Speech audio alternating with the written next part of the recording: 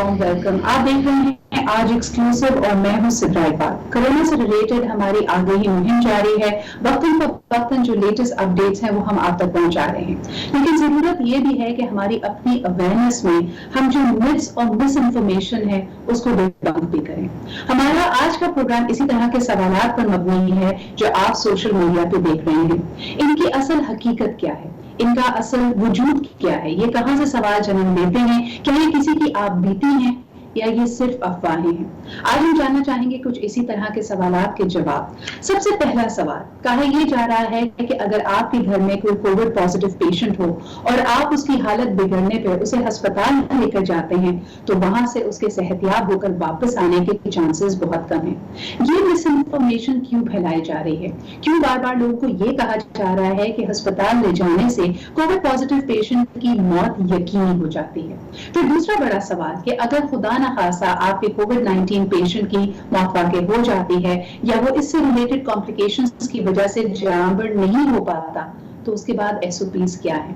अफवाहें गर्दिश कर रही हैं कि अस्पताल आपसे बहुत ज्यादा मुआवजा मांगते हैं, डेड बॉडी को फैमिली के हवाले नहीं किया जाता, फिर उसकी भी एसओपीज बहुत कड़े हैं। यानी अगर एसओपीज के मुताबिक मैयत को तैयार किया जाता है बिल्कुल तदफीन के लिए तो सूरत हाल कुछ ऐसी है कि ना लोग जनाजे में शिरकत कर पाते हैं, ना ही अपने प्यारे का चेहरा देख पाते हैं। इन सब बातों में कितनी हकीकत है ये आज हम जानेंगे। हमारे साथ मौजूद हैं डॉक्टर शमील अशरफ जो कि इंडस अस्पताल से हैं। हमारे पैनल में आज शामिल हैं जफर अब्बास साहब जिनका ताल्लुक जेडीसी से है, and last but definitely not the least हमारे साथ मौजूद हैं फैसल ईदी ऑफ द ईदी फाउंडेशन। आप तीनों लोगों को मैं खुशामदीद कहना चाहूंगी इस प्रोग्राम में, जिसमें हमारी कोशिश है कि लोगों तक मुस्तनद इंफॉर्मेशन पहुंचे। सबसे पहला सवाल अगर डॉक्टर शमील मैं आपसे करूं कि ये जो बार बार कहा जा रहा है कि सबसे पहले तो अगर आप में कोरोना की तशखीस हो जाती है, सिम्टोमेटिक है या एसिम्टोमेटिक, आप घर ही में अपने आप को आइसोलेट करें। लेकिन अगर घर में आपकी हालत बिगड़ती है, आपको सांस लेने में दुश्वारी हो रही है, तो लोग फिर भी डॉक्टर के पास जाना, अस्पताल में जाना अवॉइड कर रहे हैं। इसकी एक बड़ी वजह लोगों का ख्याल है कि वहां से उनका मरीज सेहतयाब होकर वापस नहीं आएगा। इसकी कुछ वजाहत कीजिएगा। एक हदीस में आता है कि किसी आदमी के झूठा होने के लिए यही काफ़ी है कि वो बग़ैर तहक़ीक़ किए हुए बात को आगे फैला दे।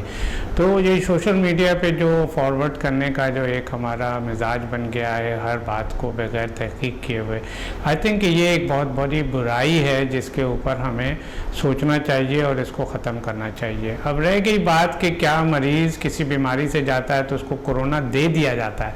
देखिए ऐसी कोई चीज़ नहीं होती, कोई किसी को कोरोना दे नहीं सकता। देखिए बात यह है कि मरीज़ हमारे पास जब आता है तो वो ज़रूरी नहीं होता कि वो सिर्फ जो है ना वो खांसी नज़ले के साथ आए। जो मरीज़ हमारे पास आते हैं उनके साथ मसला ये होता है कि तकरीबन 80% लोगों को जो कोरोना होता है वो एसिम्प्टोमेटिक होता है, यानी उनके कोई सिम्टम नहीं होते। जो 10% लोग होते हैं उनको बहुत माइल्ड सिम्टम होते हैं तो उनको कोई अस्पताल आने की ज़रूरत नहीं पड़ती। तकरीबन 5 से 10% लोगों को अस्पताल आने की ज़रूरत पड़ती है और इसमें वो लोग शामिल होते हैं जिनको ऑलरेडी कोई ना कोई दिल का आर्जा होता है, शुगर होती है, उनके गुर्दे ख़राब होते हैं, उनको कैंसर होता है। तो ऐसे लोग जब बीमार होते हैं तो ऐसे लोगों को वैसे भी ऐसे लोगों को कोरोना होने के चांसेस ज़्यादा होते हैं। तो जब वो आते हैं अस्पताल में तो जब उनका कोरोना टेस्ट किए पॉजिटिव किया जाता है, जब आता है तो टेस्ट किया जाता है तो वो पॉजिटिव आता है, तो उस वक्त हम ये नहीं कह सकते कि इसको कोरोना नहीं है। ये अलग बात है कि उसको साथ में शुगर भी है, उसको हार्ट की भी प्रॉब्लम है। तो ऐसा नहीं है कि जो है वो कोरोना कोई किसी को कर देता है। ये तो एक पीसीआर के टेस्ट से टेस्ट किया जाता है और अगर वो पॉजिटिव आता है तो फिर उसको जो है ना वो हम बता देते हैं कि इसका टेस्ट पॉजिटिव है। तो लिहाजा किसी मर्ज़ में मुब्तला पहले से अगर कोई है तो वो उसको चांसेस भी ज़्यादा हैं कोरोना होने के, और उसको जो है ना वो ये बीमारी डिटेक्ट हो जाती है तो फिर अमूमन ये समझा जाता है कि कोरोना हम तो आए थे जो है वो इलाज के लिए शुगर के, तो इसको कोरोना हो गया। भाई कोरोना किसी को भी हो सकता है। और किसी बीमारी के साथ हो सकता है। ज़रूरी नहीं है कि कोरोना बिल्कुल अलग से हो। तो लेकिन अगर फॉर एग्ज़ाम्पल किसी को हार्ट का प्रॉब्लम है तो उसको कोरोना हो सकता है। तो इसलिए ये बात बड़ी क्लियर होनी चाहिए कि कोरोना किसी को दिया नहीं जाता, बल्कि ये टेस्ट से पता किया जाता है। दूसरा मेरा सवाल आपसे ये होगा कि जो खदशा जाहिर किया जाता है कि अगर खुदा ना खास्ता इन कॉम्प्लिकेशंस की ताब ना लाकर मरीज की अगर मौत वाक़ई हो जाती है अस्पताल में, तो क्या SOPs फॉलो किए जाते हैं? यानी क्या इसमें कोई कॉम्प्लिकेशन है, क्या इसमें कुछ तहफ़्फ़ुज़ात होते हैं कि बॉडी को फौरी तौर पे अस्पताल अपने उनके रिश्तेदारों के हवाले नहीं करते? सबसे पहली बात तो ये बहुत क्लियर कर लेनी चाहिए कि जो है वो अगर किसी की जो है वो रिश्तेदार का अजीज़ का कोविड-19 से इंतकाल हो जाता है तो उसकी बॉडी जो है ना उसके वर्सा के हवाले होनी चाहिए। और ये हुकूमत की तरफ से भी अब हिदायत हैं कि उसकी बॉडी वर्सा के हवाले होनी चाहिए। अस्पताल की ज़िम्मेदारी क्या है? अस्पताल की ज़िम्मेदारी ये है कि उस बॉडी को प्रॉपर तरीके से डिसइंफेक्ट कर दे, यानी जो उसकी अमल से इस तरह से कर दिया जाए कि उससे वायरस मज़ीद ना फैले। और बॉडी के ऐसे अमल हम बहुत आसानी से कर लेते हैं जिसके बाद बॉडी जो है वो वायरस नहीं जो है ना वो ट्रांसमिट करती। लिहाजा फिर उस बॉडी को रैप करके वर्षा के हवाले कर दिया जाता है। कम से कम हमारे अस्पताल में तो हम लोग जो है वो अब वर्षा के हवाले कर देते हैं। अब उसके बाद गुस्ल का जहाँ तक अमल है, गुस्ल जो है वो दिया जा सकता है। अगर उसमें कोई अपने आप को थोड़ा सा मुश्किल महसूस करता है तो ईदी वालों के पास इसकी पूरी सहूलत मौजूद है, वहाँ उसको गुस्ल दिया जा सकता है। और उसके बाद जब गुस्ल दे दिया गया, कफन पहना दिया गया, तो फिर उसको आप नॉर्मल तरीके से दफन कर सकते हैं, उसकी नमाज जनाजा पढ़ सकते हैं, जनाजे में शरीक हो सकते हैं और दफन भी कर सकते हैं। तो इसमें जहाँ तक है कि मुख्तलिफ़ जगहों पर उनके साथ मुश्किल पेश आती है, तो शुरू में ये था कि ये हम बताते थे जो है ना वो DHO को, डिस्ट्रिक्ट हेल्थ ऑफिसर को, तो वो लोग फिर इंतज़ाम करते थे। लेकिन जब इसकी मुश्किलात बढ़ी तो हमने गवर्नमेंट से भी बात की और इल्मी और जो है ना वो साइंटिफिक बेसिस पे हमने उनसे कहा कि भाई इसकी कोई ज़रूरत नहीं है। तो अब जो गवर्नमेंट की तरफ से इंस्ट्रक्शन है उसमें कोई किसी किस्म की पाबंदी नहीं है कि मरीज़ के वर्षा जो है वो बॉडी को नहीं ले जा सकते। वैसे आपके पास इसी सवाल को लेके आना चाहूँगी, हर तबका फिक्र के लोगों से आपका वास्ता पड़ता है, तबकाती फर्क को आप लाजिम नहीं लाते। ग्राउंड रियलिटीज क्या हैं? क्या ये जो खदशात का इजहार किया जा रहा है ये सिर्फ और सिर्फ एक मिथ है या इसमें कोई रियलिटी मौजूद है कि वाकई अगर आपके प्यारे का इंतकाल कोविड-19 की वजह से अस्पताल में होता है तो आपको मय्यत हासिल करने में दुश्वारी का सामना करना पड़ता है? क्या कहेंगे आप? मय्यत के लिए पहले जो SOPs थी वो बहुत ज़्यादा सख्त थी, जिसमें जो है वो लोकल इंतज़ामिया, जिसमें DC के ऑफिस से कोई आता था वो, और पुलिस जो है वो शामिल होती थी। लेकिन अब चूँकि तादाद बढ़ती जा रही है, अब लोकल इंतज़ामिया से कोई नहीं आता, अब पुलिस भी जो है वो बहुत कम आती है। और ये अच्छा हो गया कि पुलिस को आना नहीं चाहिए, क्योंकि घर वालों को पता है कि हमें एहतियात करनी है। और आप इनको जो है जहाँ जिस गुसल खानों पे, जहाँ पर मैयतों के गुसल खाने हैं, जहाँ पे कोविड-19 के मरीज़ों को गुस्ल दिया जाता है, घर वालों को ऑप्शन दे दे कि आप इन जगहों पे जा सकते हैं, और वो वहाँ से गुस्ल करवा के जब वो डी इन्फेक्ट हो जाता है जो है वो पेशेंट जो बॉडी है, इसके बाद फिर घर वाले उसको अगर आप घर ले जाना चाहें या कब्रिस्तान ले जाना चाहें तो वो उनके जो है वो इनके अपनी मर्ज़ी पे होना चाहिए। और अगर रखना भी चाहें सर्द खाने में, अब सर्द खाने भरते जा रहे हैं शहर के अंदर, और सिर्फ हमारे 2 सर्द खाने हैं जिसकी कैपेसिटी अभी थोड़ी बहुत बाकी है। बाकी अब जो है वो सर्द खानों में जगह नहीं रही है। 2-3 सर्द खाने दूसरे जो शहर में चल रहे हैं उनकी मुझे इतलात हैं कि वो मुकम्मल तौर पे भर चुके हैं। और जल्दी आपने जो गुस्ल करने का या मैयत को तैयार करने की तरफ इशारा किया, SOPs फॉलो करते हुए कुछ इदारे हैं, लेकिन दूसरी तरफ जो बाकी तैयारियां होती हैं, कब्र को हासिल करना, सर्द खाने में रखना, क्या इसके लिए लोगों को दुश्वारी का आप सामना करना पड़ रहा है?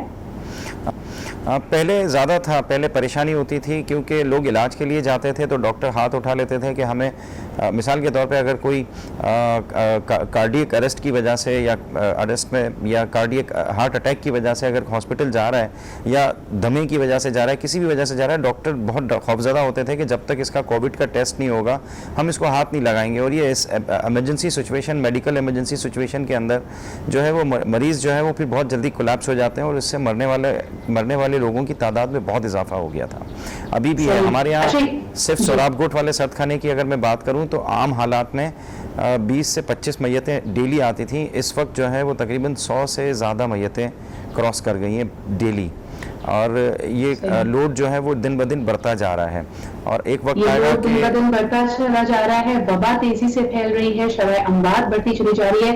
सवाल आपके पास लेके आना चाहूंगी जफर, क्या समझते हैं आप ग्राउंड रियलिटी पे ये मिस इन्फॉर्मेशन है कि जी अगर मरीज अस्पताल में जाएगा तो सेहतयाब होकर नहीं आता, और खुदा ना खास्ता अगर मौत वाक़ई हो जाती है तो डेड बॉडी नहीं मिलती, तदफीन के मराहिल मुश्किल हैं, इसमें कितनी सच्चाई है आपके ख्याल में?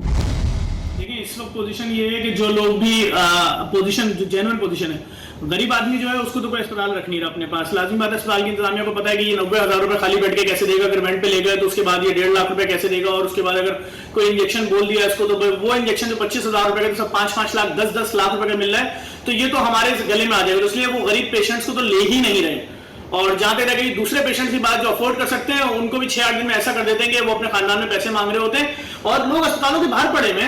आप जाके देख लें, जिस अस्पताल के बाहर भी आप देखना चाहें, यही वजह है कि हमने ये फ्री का अस्पताल बना रहे हैं। प्राइवेट इंशाल्लाह 4 से 5 दिन में हम दिखा देंगे पाकिस्तान में इस तरह का काम भी हो सकता है। मुकम्मल प्राइवेट हॉस्पिटल, 1 रुपया किसी से चार्ज नहीं होगा, चाहे उसको दवाई दें, चाहे इंजेक्शन लगे, चाहे वेंटिलेटर पे रहे, चाहे आईसीयू में रहे, चाहे बाईपाइप पे हो, किसी चीज पर भी हो, जो भी सर्विसेज होंगी सब फ्री होंगी। कोशिश कर रहे हैं, पहले मरहले में 130-140 बेड का अस्पताल हम बना रहे हैं, उसके बाद हम कोशिश कर रहे हैं कराची की मुख्तलिफ आबादियों में इस तरह के अस्पताल लेकर खोलें। तो लोग तो इस तरह तो हम कैसे मरने दें अपने लोगों को? कोई अपनी इंटरनेशनल रिपोर्ट में बोल रहा है इतने लाख लोग मर जाएंगे पाकिस्तान में, कोई बोल रहा है उतने मर जाएंगे। जी नहीं, आपकी बहुत अच्छी ख्याल में इस तरह के और इदारों को आगे आना चाहिए। एक ब्रेक की तरफ मुझे बढ़ना है, लेकिन फैसल का एक क्विक कमेंट लेना चाहूंगी कि जिस तबकाती फर्क की तरफ इशारा किया जफर ने, क्या वाकई गरीब आदमी के लिए, मुतवस्सित घरानों के लिए मुश्किल है कोविड-19 पेशेंट का ख्याल रखना, उसका इलाज मुआवजा करवाना? फैसल क्या कहेंगे आप?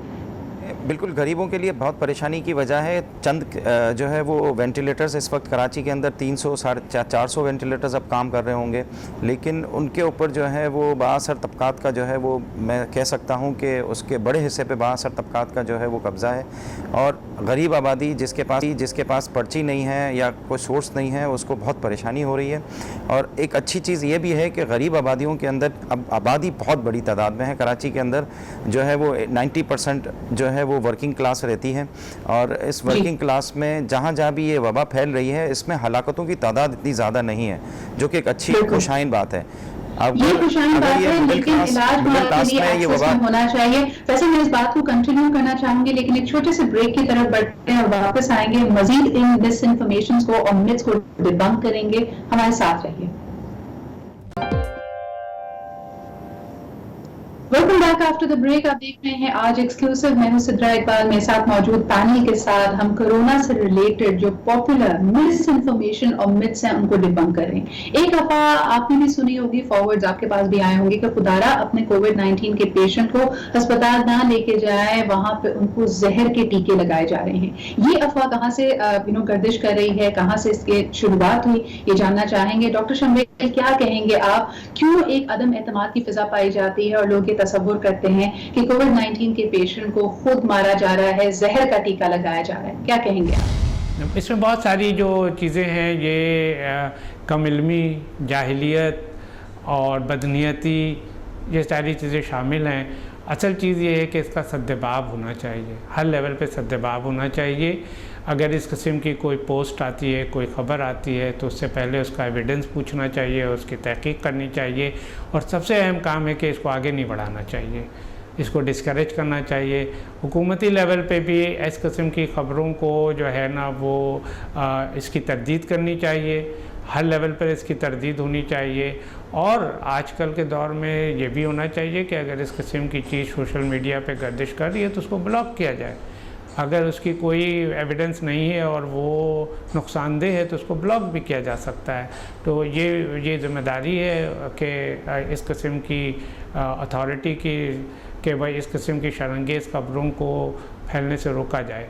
तो आई थिंक कि जो है अब बात यह है कि कौन इसके पीछे है, तो आई कांट से कि कौन लोग हैं, लेकिन जो है वो जो भी लोग हैं वो डेफिनेटली जो है ना वो गलत लोग हैं, और वो गलत खबरें फैलाकर, गलत मैसेज देकर सवाए बदगुमानी के और नुकसान के और कुछ इस माशरे को नहीं पहुँचाती। जफर, मेरे ख्याल में ये बात उसी अफवाह से जुड़ती है कि अगर मरीज अस्पताल जाएगा तो जिंदा वापस लौट कर नहीं आता। आपका क्या रिस्पॉन्स होगा इस पे? ये अफवाह या ये कॉन्सेप्ट क्यों है हमारे माशरे में?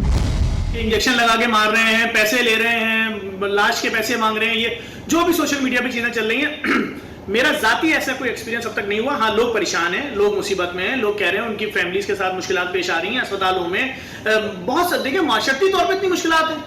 किसी की फैमिली में अगर कोई शख्स कोरोना से मर रहा है, लोग उसके घर में ताजियत करने नहीं आ रहे, लोग जनाजे में नहीं आ रहे, लोग कब्रिस्तान नहीं जा रहे, तो लोग तो सेफ्टी देख रहे हैं। अब जिसके घर में इंतकाल हुआ है वो इस चीज से परेशान हो रहा है, वो इस चीज का शिकवा कर रहा है लोगों से। लेकिन मैं ये देख रहा हूँ कि जिनके घर में एक इंतकाल हो रहा है कोरोना से, उनके घर में अगले कुछ दिनों के अंदर मजीद लोगों के अंदर भी जाहिर हो रहा है। ये बीमारी बहुत तेजी से फैल रही है। इसको मैं क्या बोलूँ, इसके लिए रोकने का क्या है, जो भी मैकेनिज्म है वो तो हुकूमत ही बताएगी। लेकिन हम अपने तौर पर जो कर सकते हैं उसमें यही कर सकते हैं कि लोगों के लिए मुख्तलिफ अस्पताल बनाए जाएं, उनको वो सर्विसेज फराहम की जाए जो अफोर्ड नहीं कर सकते।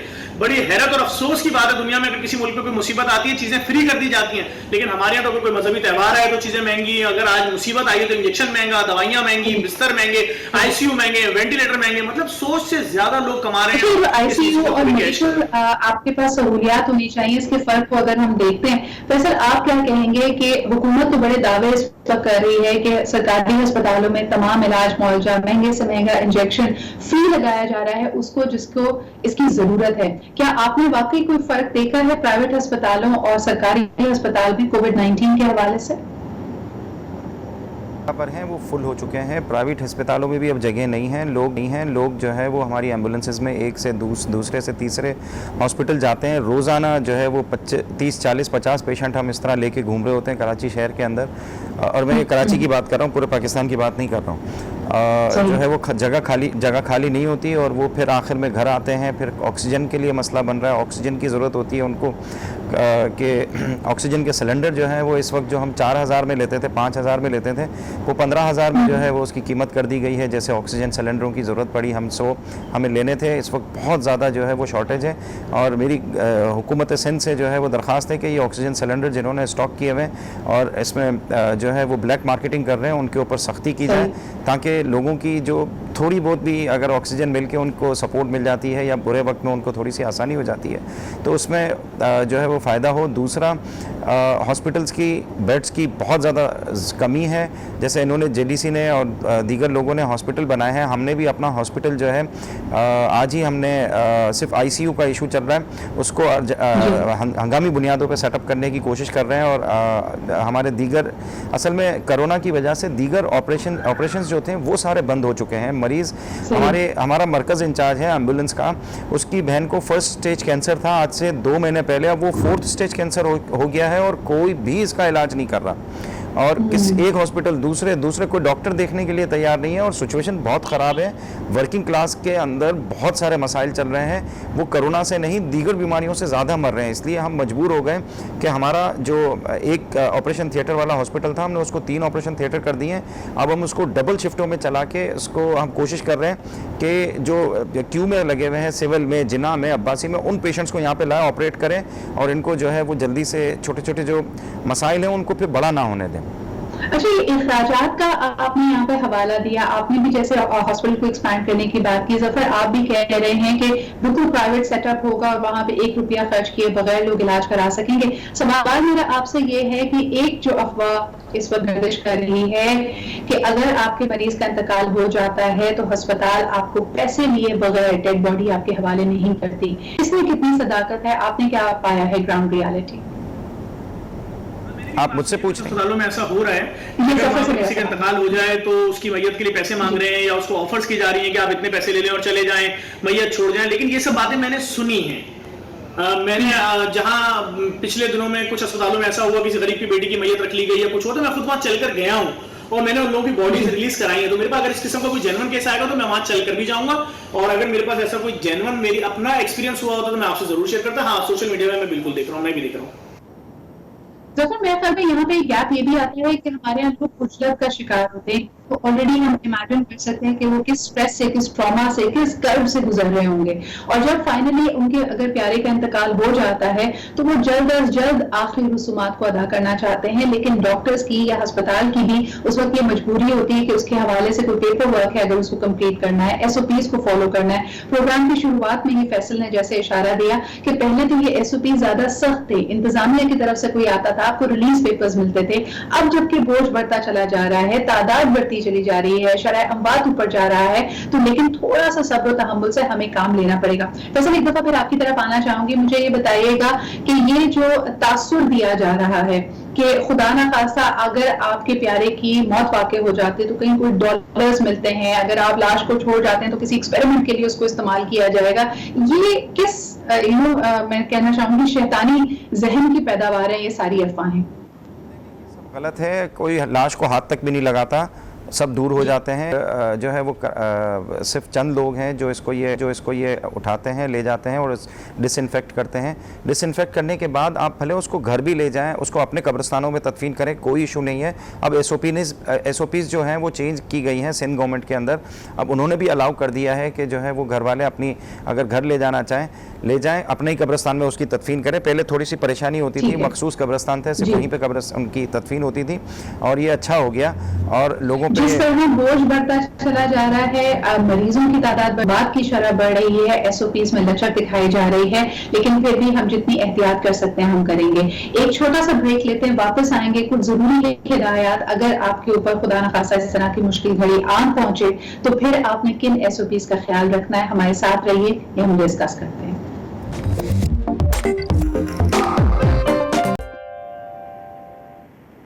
Welcome back after the break. हम डिबंक कर रहे हैं मिथ्स और अफवाहें, वो रूमर्स जो आपके और मेरे पास तक शायद सोशल मीडिया से व्हाट्सएप तक पहुंचती हैं लेकिन उनका हकीकत से कोई ताल्लुक नहीं है। प्रोग्राम में शामिल गुफ्तगू हैं जफर अब्बास, फैसल ईदी एंड डॉक्टर शमील अशरफ। जफर, आपके पास वापस आना चाहूंगी। मुझे ये बताइए कि तदफीन के जो मराहिल हैं, जाहिर सी बात है वैसे ही किसी फैमिली के लिए बहुत मुश्किल होते हैं, लेकिन इस वक्त जो SOPs में लचक दिखाई गई है, क्या सूरत हाल है, कितना आसान है, कितना मुश्किल है, आपने क्या ऑब्जर्व किया है? लेकिन जो लोग कोरोना में मर रहे हैं उनके लिए कब्रिस्तान जमीन नहीं दे रहे, तंग कर रहे हैं, मुख्तलिफ प्रॉब्लम्स हैं। हम इंशाल्लाह 2 से 3 दिन के अंदर लोगों को बताने जा रहे हैं। इंशाल्लाह हम एक बहुत बड़ी जगह खरीद रहे हैं, एक जगह ले रहे हैं, एक साहब हमें दे रहे हैं, और जिसके अंदर हम खुला ऐलान करेंगे कराची में किसी भी मसलक से रिलेटेड अगर कोई है, मुसलमानों में अगर किसी भी मसलक से रिलेटेड किसी का इंतकाल हो जाता है तो उसकी कब्र और तदफीन के इंतजाम वहाँ पूरे किए जाएंगे। वहाँ पर सारी टीमें मौजूद होंगी जो PP किट्स और सब कुछ पहनी होंगी। पूरे जो भी SOPs उनको फॉलो करते हुए इंतहाई इज्जत और तकरीम के साथ जो प्रोटोकॉल है किसी मुसलमान को दफन करने का मरहूम को, उस प्रोटोकॉल के साथ तदफीन होगी। ये ऐलान 102 दिन में हम करेंगे तो आप सबकी नॉलेज में आ जाएगा। अभी इस वक्त जो काम चल रहा है, thank you so much for that Zafar. I think ये बहुत बड़ी मुश्किल हल कराची आई उसकी भी। फैसल, आपकी तरफ आना चाहूंगी, यही सवाल आपसे करना चाहूंगी। जिस तरह आपने कहा कि इस वक्त जो दूसरे अमराज में मुब्तला लोग हैं उनके लिए भी मुश्किल हो रहा है डॉक्टर्स और अस्पतालों की रसाई, क्या कहेंगे आप कि वो लोग जो महसूस करें कि अब COVID-19 के उनके पेशेंट की हालत बिगड़ रही है, किस पॉइंट पे उनको डॉक्टर्स या अस्पतालों का रुख करना चाहिए? क्योंकि जैसे आपने खुद कहा इस वक्त बोझ बहुत है, बेड्स अवेलेबल नहीं है, ICU में वेंटिलेटर्स अवेलेबल नहीं है, आपका क्या मशवरा होगा? बिल्कुल, देखें, अगर किसी को कोविड के जो है वो सिम्टम्स आते हैं तो उसको अव्वल तो आइसोलेट हो जाना चाहिए और डॉक्टर से रुजू किसी हॉस्पिटल से कराना चाहिए। मुमकिन है, क्योंकि कोविड में भी बुखार आता है, आपको मलेरिया में भी आता है, आपको टाइफाइड में भी बुखार आता है। आपको मुमकिन है कोविड का बुखार ना हो और आप परेशान होकर ना जा रहे हो हॉस्पिटल और आपका मलेरिया बिगड़ जाए, आपका टाइफाइड बिगड़ जाए, तो वो भी बहुत ख़तरनाक सिचुएशन होती है। और इन दोनों का इलाज बहुत सस्ता है और इन दी एंड फिर आपको वेंटिलेटर की भी ज़रूरत पड़ सकती है इसी चीज़ों में भी, और बहुत परेशानी होती है। तो लोग इलाज कराने से घबराएं नहीं, जाएं सरकारी हॉस्पिटल में। आपका इलाज ना हो वो अलग बात है, लेकिन जाएं ज़रूर और इसको तशखीस ज़रूर करें ताकि मुमकिन है आपके अंदर कोविड ना हो, आपके अंदर कोई और परेशानी हो। बिल्कुल, बहुत बहुत शुक्रिया दैट इज वेल। आखिर में डॉक्टर शमील आपकी तरफ आना चाहूंगी। बहुत सारी मिथ्स हैं, लेकिन आप क्या मशवरा देंगे लोगों को कि अगर COVID-19 की तशखीस हो जाती है, सिम्टोमेटिक है या एसिम्टोमेटिक है, आप उनको क्या मशवरा देंगे at this point in time जब लोग अस्पताल से भी घबरा रहे हैं और अफवाहें गर्दिश कर रही हैं कि अस्पताल से कोई सेहतयाब होकर वापस नहीं आता? मेरा ख्याल अब तो हर शख्स के किसी न किसी जानने वाले को या किसी रिश्तेदार को कोरोना हो चुका है या हो रहा है, तो अब ये बहस तो ख़त्म हो जानी चाहिए और ये तस्लीम कर लेना चाहिए कि कोरोना एक हकीकत है और कोरोना की मौजूदा सूरत हाल बहुत तशवीशनाक है। बहुत तेज़ी से केसेस बढ़ रहे हैं और हम सब के जानने वालों में, अजीज़ों में, रिश्तेदारों में लोग जो है वो इसमें मुब्तला हो रहे हैं। तो ख़ास करके चूँकि शहरी इलाक़ों में इसका ज़ोर ज़्यादा है, देही इलाक़ों में इसका ज़ोर कम है, तो लिहाजा हो सकता है कि देही इलाक़ों में लोग इस बात की इतनी अहमियत को ना समझें, लेकिन शहरी इलाक़ों में तो मेरा ख़्याल है कि अब लोगों को ये तस्लीम कर लेना चाहिए और तस्लीम कर भी लिया होगा बेशतर लोगों ने कि ये एक हकीकत है। अब जब ये एक हकीकत है तो हमें इससे बचने के लिए क्या करना चाहिए? लॉकडाउन होना नहीं होना ये हुकूमती अमल है और आई डोंट थिंक कि उस बहस में हमें पढ़ना चाहिए। हमें ये है कि हमें अगर कोरोना से बचना है तो क्या करना चाहिए। उसकी 3 मोटी मोटी हिदायत हैं। हमें मास्क पहनना चाहिए बाहर निकलते वक्त, अजनबी लोगों से मिलते हुए। अब अक्सर लोग कहते हैं कि मास्क का फ़ायदा क्या है, मास्क का बहुत सारे लोगों के अंदर गलतफहमी है कि मैं मास्क ना भी पहनूं तो क्या फ़र्क पड़ता है। बात यह है कि जो भी हम आपको मैसेज देते हैं या जो भी हम आपसे बात करते हैं इसके पीछे साइंसी तहकीकात हैं। लोगों ने इसके ऊपर बहुत काम किया हुआ है, WHO हो, CDC हो और बहुत सारे तहकीकी इदारे हैं जिन्होंने स्टडीज़ की हैं। बहुत सारी स्टडीज़ पब्लिश्ड हैं कि जिसमें ये ज़ाहिर है कि पता है कि मास्क जो है वो आपको प्रिवेंट करता है। नंबर 2 जो है वो कि फ़ासला रखें। फ़ासले की वजह ये है कि चूँकि ये ट्रांसमिट होता है छींक के ज़रिए, बातों के ज़रिए जब वायरस निकलता है, तो जब एक जो डिस्टेंस है जिस तक ये पार्टिकल्स जाते हैं, अगर वो पार्टिकल उस डिस्टेंस से पहले गिर जाते हैं तो फिर आपको उसके लगने का चांस नहीं होता। लिहाजा 2 मीटर का हम कहते हैं कि आप फासला रखें, कम से कम 4-5 फीट का फासला रखें, ताकि अगर कोई बात भी कर रहा है, कोई अगर जो है वो छींक भी रहा है तो उसके पार्टिकल ज़मीन पे गिर जाएं और आपके नाक तक ना पहुँचे, आपके जिस्म तक ना पहुँचे। तो इसलिए डिस्टेंस रखना ज़रूरी होता है। तीसरी चीज़ है कि हजूम से गुरेज करें। जाहिर है कि जितना हजूम होगा वहाँ आपस में डिस्टेंस कम होगा, वहाँ उतने ज़्यादा चांसेस हैं कि पॉजिटिव केसेस होंगे। लिहाजा गैर ज़रूरी तौर पर किसी भी गैर ज़रूरी वजह से हजूम में ना जाएं। अगर आप नमाज के लिए भी जाते हैं, अगर आप मस्जिद में पढ़ने भी जाते हैं तो डिस्टेंस रखें और अपना जो है वो फासला रखें और एक साथ रश के तौर पर ना मस्जिद से बाहर निकलें ना मस्जिद में दाखिल हों। तो ये 3 चीज़ें जो हैं वो बड़ी इंपॉर्टेंट हैं कि आप मास्क पहनें, आप जो है वो डिस्टेंस रखें और हजूम से गुरेज करें। लिहाजा आप लोग जो है वो माहिर तिब्बी जो माहिरीन हैं, जो स्टडीज़ हैं, जो साइंस हमारी कहती है उस पर ट्रस्ट करें और जो हिदायत दी जाती हैं उस पर अमल करें, क्योंकि ये हिदायत कोई इंडिविजुअल नहीं दे रहा है। ये हिदायत बड़ी जो है वो प्रूवन है। ये आप तरक्की याफ्ता ममालिक में जिन लोगों ने अपने यहाँ से कोरोना ख़त्म किया है, न्यूजीलैंड की मिसाल ले लें, आप साउथ कोरिया की मिसाल ले लें, सिंगापुर की मिसाल ले लें, जापान की मिसाल ले लें, उन्होंने इसी तरह ख़त्म किया है। उन्होंने इसी जो है ना वो एहतियात पर अमल करके ख़त्म किया है। लिहाजा हमारी बस 2 ही मैसेज है, एहतियात करें और गलत और झूठी खबरों पर एतबार ना करें, तिब्बी माहिरीन के मशवरे पर अमल करें। ये थे जी डॉक्टर शबील अशरफ। बहुत इंपॉर्टेंट पॉइंट्स आपने भी रेज किए। फैसल ईदी हमारे साथ थे, जफर अब्बास थे।